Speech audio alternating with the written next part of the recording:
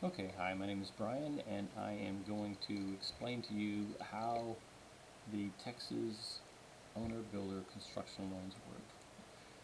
In Texas, there are, for a construction loan, there's commercial, there's spec, there's spec is whenever you're going to build a house to sell it, there's rental, there's secondary homes like vacation homes, and then there's main homes, primary homes. So I'm going to talk about the primary and secondary home where you're going to live in it or you're going to live in it all year round or most of the year or vacation home. So those two categories, Texas only construction loans, that's kind of the scope of this little video. And then the further scope is what does a builder of record mean and who is it and who can it be and who can it not be. So the builder of record will fall in one of three categories. Someone who is an experienced builder or renovator, and they either have or set up another company to be the builder of record. It's easy to do. $300 you can set up a company in Texas and do some accounting stuff. But the builder of record can be owned by you 100%. 100%.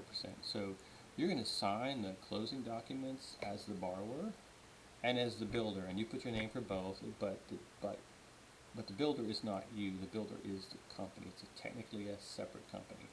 When you do that, then the state of Texas is happy because you cannot, if there's a loan involved on a primary residence or a secondary home, it cannot be the same entity. So you have to use a separate legal entity, an LLC or a corporation to do it, or it could be your father who doesn't live with you, a relative. So it can't be anybody that lives in the house or owns the property. So it could be a relative, a brother, a sister, or whoever can be the builder of record. It doesn't have to be your company. It can also be what's called a builder participation company. There's a few of them in Texas. I can tell you about those, my experiences with those, and there are some good ones. And that can be the builder of record. It just has to be a separate entity, and their qualifications. The state doesn't care about the qualifications of the builder other than it's a separate legal identity. The loan committee that approves the loan, they care that the builder of record is an honest person, doesn't have any like outstanding lawsuits or doesn't have any debts they haven't paid or collections, that sort of stuff, and that they're a decent person to deal with.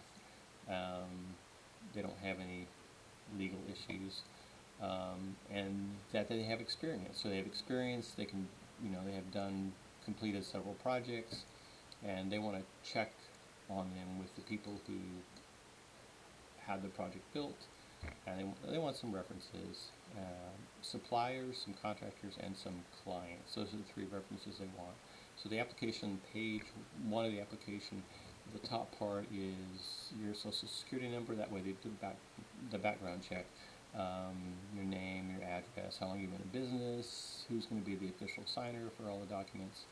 And then the bottom half is the projects you have, some examples of projects you've done. I built a house 2 years ago, and Sally Sue's the owner, and here's her phone number, and you can call her. And the project was, $150,000 renovation loan, and 5 years ago I built a house for, John Smith, and it was a $300,000 house, and here's his phone number, you can contact him. Page 2, they want 3 suppliers, McCoy's, Pro Lumber, you can put down Home Depot and Lowe's, but usually you want to put down a supplier, plumbing supplier, building supplier, that sort of thing. Company name, personal contact, account exec or something like that, a phone number and an email. And then the bottom half would be 3 contractors, so it would be like a framer, plumber, HVAC, trim, something like that, foundation, dirt work, site work, that kind of thing. And then the last page is you understand kind of that you have to make sure all liens are paid, and so the builder of record doesn't have, they're obligated to make sure the liens are paid, but they can pass that obligation on to the borrower. So you can have a builder participation company. There's some companies out there that will, for a fee of $20,000 to $50,000, they will be the builder of record.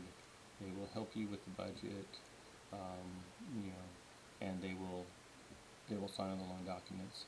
And they have a liability, so they're going to most likely want you to pay for your structural warranty, which is a 10-year warranty on the structure, because the state of Texas requires that the builder guarantee the structure for the first 10 years of its existence. So the question comes into whether, you know, I've renovated 2 homes in the last 5 years. Does that count as experience? Well, the answer is yes. You know, as long as you don't, as long as you have a couple of experiences that you put down, unless something negative pops up, you will most likely be approved. You know, and yeah, if you come with a very low score and very low assets and very weak financially, and you come with a weak builder, then that's going to hurt it. So I've had things where you've done 2 renovations and nothing negative pops up, and they approve that person for being the builder of record. The main thing, I'll just repeat, the main thing on the builder of record is that they don't have any big negative background issues that come up in the background check, that they know how to deal with contractors, that they know how to put together a budget that is a reasonable one, and that they build a quality house, something that's not going to fall apart. So as long as something big negative doesn't show up, they'll be approved. But if you've never built a home and you've never renovated a home and you leave the first half of the page 1 blank, yeah, they're not going to approve the loan. They want to have at least two projects that you've done, and somebody to go back to and ask, you know, how did that project go? Because they don't know, if they don't know you from Adam, they want to check out a few references and a few phone calls just to make sure that you've got experience.